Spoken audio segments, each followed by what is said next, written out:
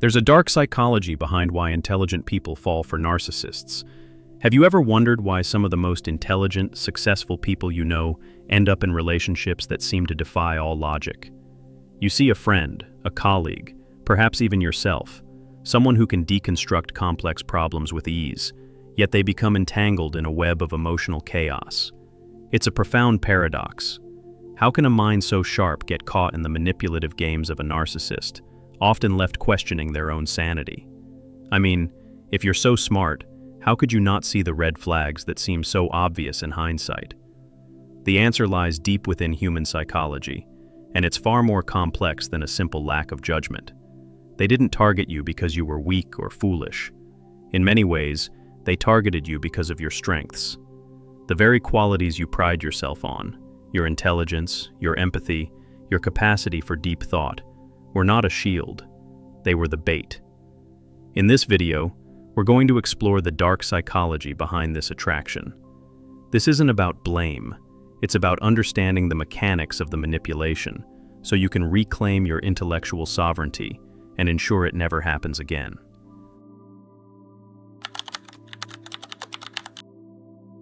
Let's begin by dismantling a painful, persistent myth that falling for a narcissist means you were, well, stupid or naive. This thought is often the final, cruel twist of manipulation, an idea the narcissist leaves behind to erode your confidence. The truth is the exact opposite.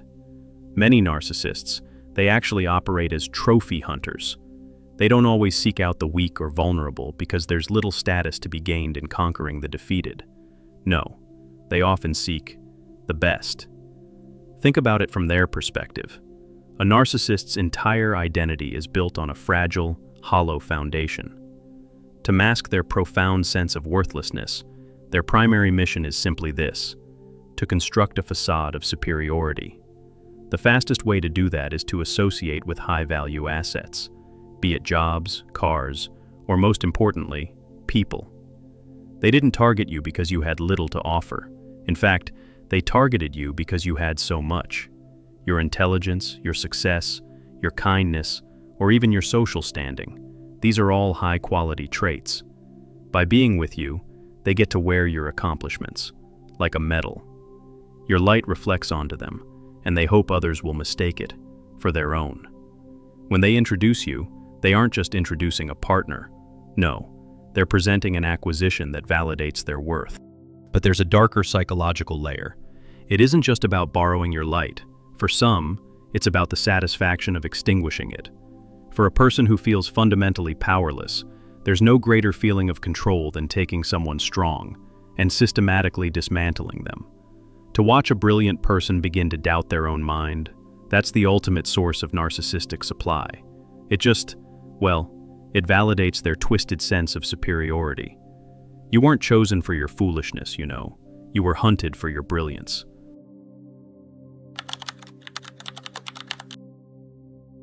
Of all the traits that make you a target, perhaps none is more potent than your empathy. Your ability to feel what others feel, that's a remarkable human quality. But in the hands of a narcissist, it becomes their most effective tool. So, here, we must understand the difference between cognitive empathy and emotional empathy. Emotional empathy? That's feeling with someone. Their pain, it makes you sad. Narcissists generally lack this.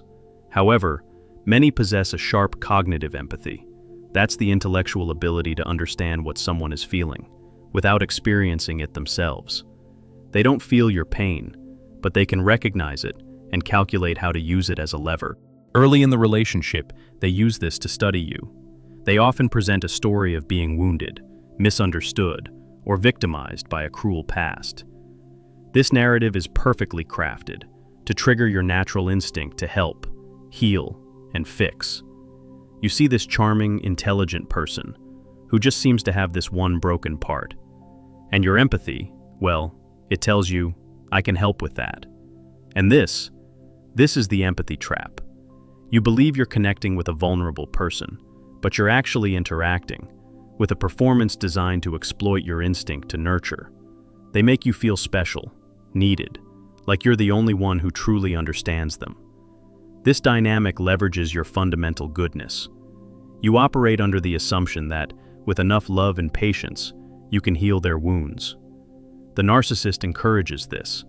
They rely on your forgiving nature to sidestep accountability. When they behave poorly, they'll often revert to their victim story, saying, "I'm only this way because of my ex." These are not explanations. No, they're excuses. Engineered to manipulate your empathy. They make you feel guilty for holding them accountable, don't they? You might even find yourself apologizing for their behavior, or walking on eggshells, just to avoid triggering their supposed pain. Your greatest gift, it's hijacked, used as a control mechanism.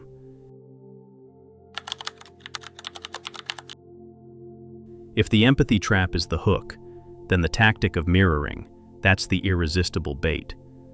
This subtle process, well, it's a primary reason why intelligent people often feel an almost supernatural connection to them, especially in the beginning.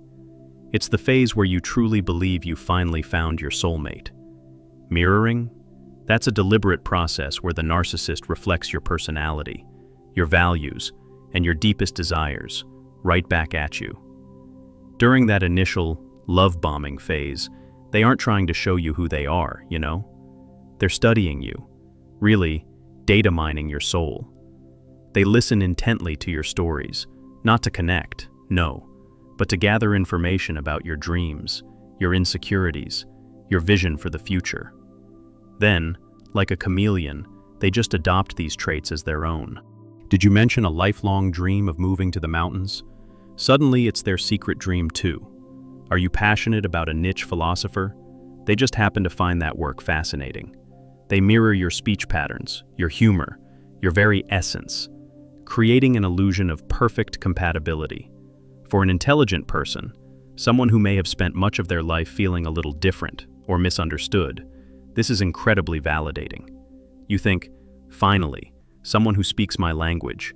It feels like coming home. But here's the core of the deception. You aren't falling in love with the narcissist. You're falling in love with a reflection of yourself. The intense bond you feel isn't with them, but with the idealized partner they constructed from the data you unknowingly provided. This is why the love bombing feels so sincere. They say things like, "I've never met anyone like you," because they're targeting a truth, your uniqueness, but using it to create a false bond. You're swept up in something that feels, well, too good to be true. And your logical mind tells you that you finally found your match. But the mirror is a mask, and once they've secured you, it will crack, leaving you trying to find the perfect person you fell for, a person who never truly existed. As the mirroring fades, the narcissist's true self emerges. The soulmate, well, they're replaced by someone critical, distant, and inconsistent. For most people, this is a clear signal to leave, but for an intelligent, analytical mind, this is where a new trap is sprung, an addiction, to solving the problem of their potential. You see, intelligent people are natural problem solvers, so when the narcissist's behavior becomes erratic, your brain doesn't see a lost cause. Instead, it frames them as a complex problem to be solved. You catch glimpses of that wonderful person from the beginning and become convinced that that is their true self. The cruelty? It's rationalized as an aberration, a symptom of a wound you believe you can fix. You think, if I can just find the right approach, I can get back the person I fell for. The relationship transforms into a psychological maze, doesn't it? You become a detective, constantly trying to crack the code of their behavior. And the narcissist? They really fuel this through a tactic known as intermittent reinforcement. Think of it like a gambler at a slot machine. You receive rewards, their affection, or a brief return to the good times, but it's at random, unpredictable intervals. This is one of the most powerful forms of psychological conditioning, creating a strong, addictive bond, rooted in the hope of that next win. You find yourself enduring long periods of mistreatment, all for that brief, euphoric rush of getting the old them back. You become addicted to the potential of who they could be, rather than the reality of who they are. You're essentially in a relationship with a ghost, the ghost of the person they pretended to be. Here's the brutal truth. there may be nothing to fix. Their cruel, inconsistent behavior, it's not a symptom, it is their nature. The only way to solve this puzzle is to stop playing. This brings us to a paradox. How can a logical mind miss such obvious red flags? Well, the answer lies in a cognitive blind spot, common among the highly analytical. It's the tendency to rationalize emotional chaos and prioritize logic over intuition. When a narcissist's actions contradict their words, your logical brain just goes into overdrive to find an explanation. You inadvertently become their greatest ally by gaslighting yourself on their behalf. When they're cruel, you don't think, "Oh, this person is cruel."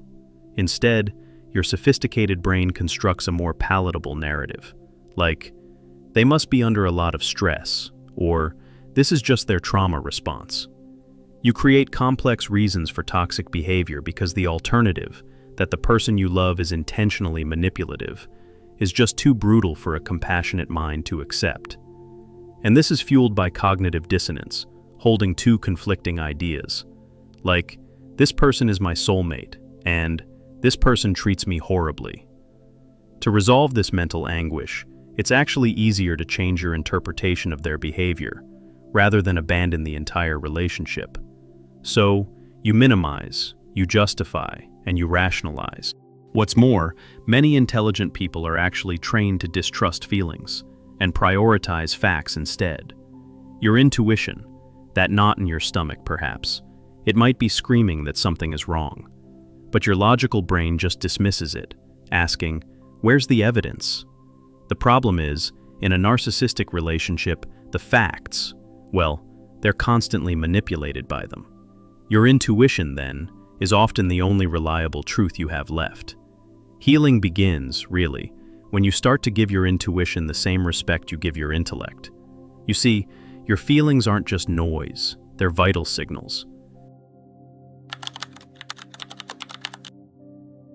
Now, to fully protect yourself, it's really helpful to understand that you were on the receiving end of a predictable pattern of psychological tactics. Think of it this way. Understanding this playbook is like being given the battle plans.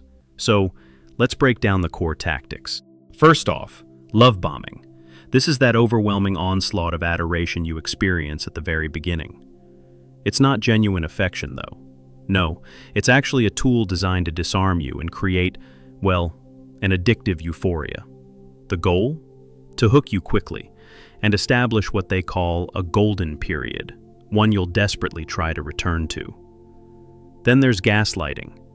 This is a form of manipulation where the narcissist systematically makes you doubt your own perceptions, and even your sanity. They'll deny things they said, call you too sensitive, or twist your words. All of this, it erodes your trust in your own mind, making you dependent on their version of reality. Next up is devaluation, and then discard. That shift from adoration to criticism, it's inevitable, really. The person who once put you on a pedestal, well, now they belittle you. Qualities they once admired are suddenly reframed as flaws. This shatters your self-esteem, of course, making you even easier to control. And when they grow bored, they'll often move to the discard phase, a brutal abandonment that, unfortunately, leaves you traumatized. Finally, there's projection and blame shifting. Projection, it's a defense mechanism where the narcissist accuses you of their own negative traits. So, a lying narcissist, for example, will accuse you of being a liar. A cheating one? They'll become intensely jealous. This absolves them of all responsibility and just puts you squarely on the defensive. Look, recognizing these tactics for what they truly are, calculated tools, not signs of a troubled but loving relationship, is a truly critical step toward breaking the powerful trauma bond they create. For a deeper look, we can turn to the work of psychologist Carl Jung. His concepts of the persona and the shadow offer a fascinating framework. Jung proposed that everyone has a persona, the social mask we present to the world, and a shadow, which contains the parts of ourselves we repress, our insecurities, our flaws, and our vulnerabilities. A healthy person works to integrate their shadow. The narcissist, however, fails catastrophically at this. They become pathologically identified with their persona of perfection, and they simply can't tolerate their own shadow. The shame and worthlessness lurking beneath are just too terrifying, so they project it outward, onto the person closest to them, you. In the beginning, you're a part of their perfect persona, but as the relationship deepens, a psychic transfer occurs. The narcissist takes all that toxic waste from their own shadow, their insecurity, their rage, and dumps it onto you. They accuse you of being all the things they can't face in themselves. And this is why you feel so confused, you know? You're carrying their psychological baggage. The empath, full of light and inner life, represents everything the narcissist lacks and secretly envies. Their shadow is drawn to your light, not to share it, but to consume it. This devastating encounter, in a way, forces you to confront your own shadow. By pushing you to your limits, the narcissist awakens parts of yourself you never knew you had. Now, this doesn't excuse their abuse, but it does provide a model for your healing. The path forward isn't just about getting away from them. It's about reclaiming the parts of yourself they forced you to see. Understanding the psychology is the first step, and now you must use that understanding to break the bond and reclaim your sovereignty. First, let's talk about continuing your psychoeducation. You're already doing this, so keep learning about these dynamics. This knowledge, it's an antidote to gaslighting. When you can name a tactic like, "This is projection," or "This is gaslighting," it loses its power. This also involves turning inward, to understand your own vulnerabilities. Not to blame yourself, of course, but to heal them. Next, it's crucial to implement absolute boundaries. With a narcissist, flexible boundaries are, well, they're an invitation to take more. No contact is usually the most effective boundary, but if that's not possible, then the gray rock method is absolutely essential.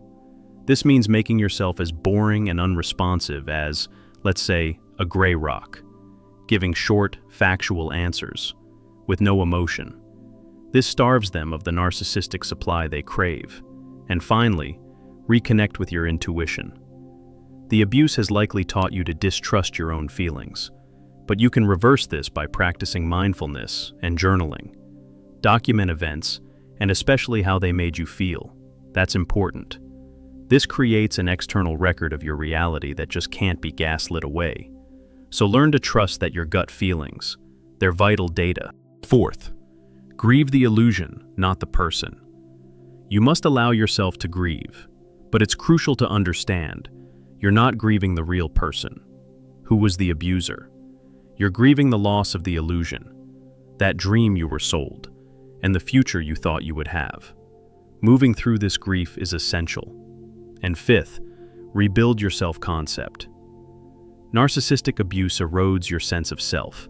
The final stage of healing is about consciously rebuilding your identity. So, reconnect with friends, dive back into hobbies, make choices based on what you want. This isn't just about getting back to who you were, it's about becoming who you were always meant to be. This journey of understanding and healing, well, it's complex, but it's the path back to your own life. If the ideas we've discussed today resonate with you, I'd encourage you to share your thoughts in the comments. Have you ever faced a dynamic like this? And if you want to continue exploring the psychology of human behavior, make sure to hit that subscribe button. The question we started with was, if I'm so smart, how did this happen to me? I hope you now see the truth. It happened because you are smart. It happened because you're empathic, resilient, and, well, you have a beautiful capacity to see the good in people. A moth isn't foolish for being drawn to a flame. It's simply following its nature. You weren't foolish for being drawn to a person who mirrored your own light back at you. You were following your nature, to connect and to love. This experience is a brutal education. It can leave you feeling broken and ashamed. But it doesn't have to be the end of your story. The fire that was meant to destroy you, it can also be a forge, burning away illusions and your tolerance for anything that doesn't honor your worth. Falling for a narcissist isn't a reflection of your intelligence, but healing from one, choosing to learn, to set impenetrable boundaries, and to practice radical self-love. That's the ultimate testament to your brilliance. Your light wasn't ever extinguished. Your journey now is to let it shine again, for yourself, brighter and more fiercely than ever before.